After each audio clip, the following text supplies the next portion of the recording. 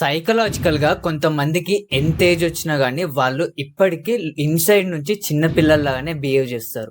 దీనికి main reasons ఏంటో ఇప్పుడు చూద్దాం. ఇలాంటి వాళ్ళకి ఒక ఏజ్ వచ్చిన తర్వాతకి వీళ్ళకి ప్యాషన్స్ ఉంటాయి, ఇష్టాలుంటాయి.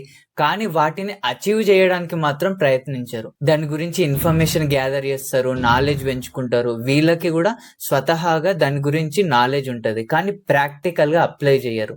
ఎందుకు అంటే వీళ్ళ బ్రెయిన్‌లో అది పర్ఫెక్ట్ పిక్చర్ ఉంటది. ఇమాజినేషన్‌లో నేను అది చేసేసినా, నేను ఇంత తోపు, ఇంత నాలెడ్జబుల్ పర్సన్. ఇమాజినేషన్‌లో హై చూస్తారు. రియాలిటీకొచ్చేసరికి అది ప్రాక్టికల్‌గా పెట్టినప్పుడు ఫెయిల్ అయ్యే ఛాన్స్ ఉంది.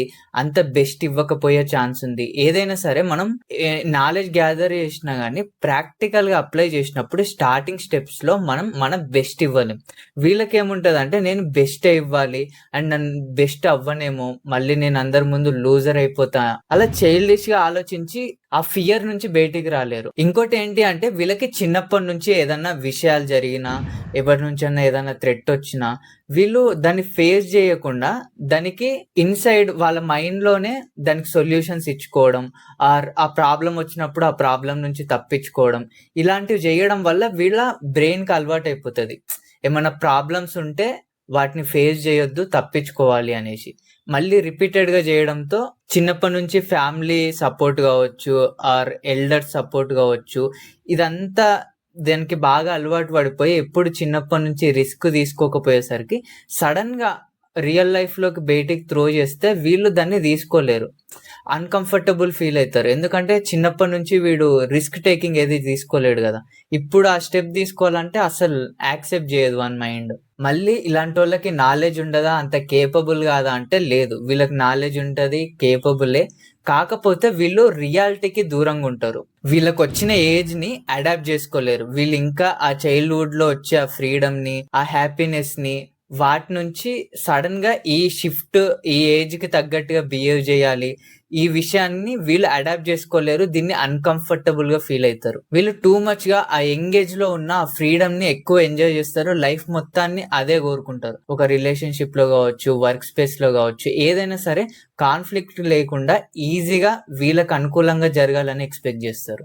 ఇలాంటి వాళ్ళు ఈ ఇన్‌సైడ్ చైల్డ్‌హుడ్ దాన్ని ఓవర్‌కమ్ అవ్వాలి అంటే రియల్ లైఫ్‌లో చిన్న చిన్న ఛాలెంజెస్‌ని ఫేస్ చేయడం స్టార్ట్ చేయాలి.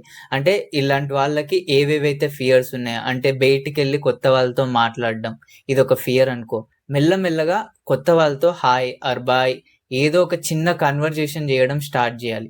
మన బ్రెయిన్ ఎప్పుడైనా సరే మనకు ఆల్రెడీ అలవాటైన ప్యాటర్న్ నుంచి కొత్తగా ఏదైనా చెయ్యడానికి వెళ్ళినప్పుడు అది సేఫ్‌గా ఫీల్ అవ్వదు అండ్ అది చెయ్యకుండా ఆపుతది. ఎందుకంటే దానికి ఏదైతే మళ్ళీ మళ్ళీ రిపీటెడ్‌గా చేసింది అలవాటయిందో వాటినే సేఫ్‌గా అయితే ఫీల్ అయితది. అందుకని ఇప్పుడు నెక్స్ట్ ఏం చేయాలి అంటే వాళ్ళకి ఏ విషయాల్లో అన్‌కంఫర్టబుల్ ఫీల్ అయితున్నారో అవన్నీ ఒక లిస్ట్ ఏసుకొని వాటిలో ఒకేసారి పెద్దది చేయకుండా చిన్న చిన్న థింగ్స్ స్టార్టింగ్ తెలియని వాళ్ళతో మాట్లాడడం ఆర్ వాళ్ళకున్న ప్యాషన్‌లో 100% చేయకుండా వాడి చేతిలో ఉన్న 1% ఏం చేయగలుగుతాడు. అంటే బెస్ట్ ఇవ్వడం అంటే ఇప్పుడు వానికున్న రిసోర్సెస్‌లో వాడు ఏం బెస్ట్ ఇవ్వగలుగుతాడు. వాళ్ళ కంఫర్ట్ జోన్ నుంచి బయటకొచ్చి చేయగలుగుతారో చిన్న చిన్న విషయాలు ఇలా రిపీటెడ్‌గా చేసినప్పుడు ఏమైతదంటే బ్రెయిన్‌కి ఓకే. నేను ఇన్ని సార్లు రిపీట్ చేసినా అయినా నాకేం కాలేదు అంటే ఇది సేఫే అని బ్రెయిన్ దానికి మెల్లగా అలవాటు పడడం స్టార్ట్ అయితది. ఇలా చిన్న చిన్న నుంచి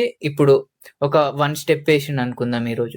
నెక్స్ట్ ఇది ప్రాక్టీస్ అయిన తర్వాతకి నెక్స్ట్ 2 స్టెప్స్ లాగా. ఇలా ప్రాక్టీస్ చేస్తూ వెళ్ళడం వల్ల మెల్లగా వాళ్ళు కంఫర్ట్ జోన్ నుంచి బయటికైతే వస్తారు. అండ్ ఇంకొక మేజర్ రీజన్ ఏంటి అంటే ఇన్ఫర్మేషన్ మనం ఎంత తెలుసుకున్నా అది మనం అప్లై చేయకపోతే మొత్తం బుల్‌షిట్. అందుకే మనం ఏదైతే గ్యాదర్ చేస్తున్నామో నాలెడ్జు మనకి కుదిరినంత వరకు ఓకే. మళ్ళీ ప్రాబ్లమ్స్ చెప్పొచ్చు. నాకు ఈ రిసోర్సెస్ లేవు.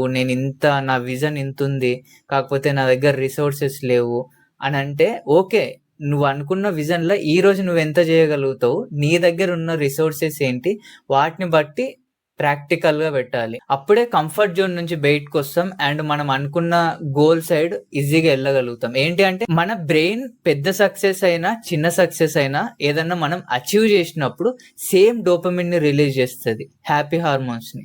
అప్పుడు ఏంటి అంటే మన బ్రెయిన్ ఎప్పుడైనా సరే మనం ఏదైనా చిన్న సక్సెస్‌ని చూసినప్పుడు దాన్ని క్రేవ్ చేస్తది.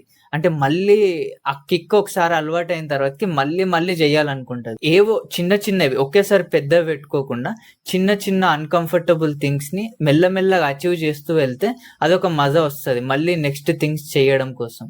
అండ్ ఇంకొక మేజర్ థింగ్ వచ్చేసి వాళ్ళని వాళ్ళు సెల్ఫ్‌గా ఎలా ప్రొజెక్ట్ చేసుకుంటున్నారు, వాళ్ళు సెల్ఫ్ టాక్ ఏం చేసుకుంటున్నారు, వాళ్ళ గురించి వేరే వాళ్ళు ఏమంటున్నారో ఇవి కూడా అన్ని ఆధారపడతాయి. కుదిరినంత వరకు వాళ్ళని తక్కువ చేసి మాట్లాడినా ఆర్ చిన్న పిల్లల్లా ట్రీట్ చేసే వాళ్ళని అవాయిడ్ చేసి ఆర్ కొంతమందితో కుదరదు. ఫ్యామిలీ మెంబర్స్ గావచ్చు, టూ మచ్ క్లోజ్ పీపుల్ గావచ్చు. వాళ్ళ మాటలు సీరియస్ తీసుకోకుండా వాళ్ళు వాళ్ళతో ఎప్పుడైతే మాట్లాడుకుంటారో అప్పుడు సెల్ఫ్ టాక్ చేసుకున్నప్పుడు పాజిటివ్ గానే మాట్లాడుకోవాలి అండ్ బెటర్ గానే మాట్లాడుకోవాలి. ఎందుకు అంటే మన బ్రెయిన్‌కి రియాలిటీ ఏందో, ఇమాజినేషన్ ఏందో అస్సలు తెలవదు. మనం బ్రెయిన్‌కి ఒక 10 సార్లు నేను రైట్ అన్నామనుకో అది రైట్ గానే ఫీల్ అయితది. నేను రాంగ్ అంటే అది రాంగ్ గానే తీసుకుంటది. అందుకే మనం మన గురించి చేసే సెల్ఫ్ టాక్ చాలా మేజర్ ఇంపాక్ట్. అండ్ ఇంకొక మేజర్ థింగ్ వచ్చేసి అన్‌కంఫర్టబుల్ ప్లేసెస్‌లో అన్‌కంఫర్టబుల్ పీపుల్‌తో ఏవైతే అన్‌కంఫర్టబుల్ అనిపిస్తున్నాయో అవన్నీ చేయడం స్టార్ట్ చేయాలి. ఓకే. ఫస్ట్ బ్రెయిన్‌కి అలవాట్లేదు కాబట్టి వద్దు అంటది. చాలా రీజన్స్ ఇస్తది. ఒకసారి మన అన్‌కంఫర్టబుల్ సిట్యుయేషన్‌ని 1, 2 సార్లు చేసి మళ్ళీ మనం అక్కడికెళ్ళినప్పుడు వచ్చే మజా, ఆ హై వేరుంటది. అండ్ ఇంకొక థింగ్ వచ్చేసి ఫిజికల్‌గా గ్రోన్ అప్ అవ్వడం.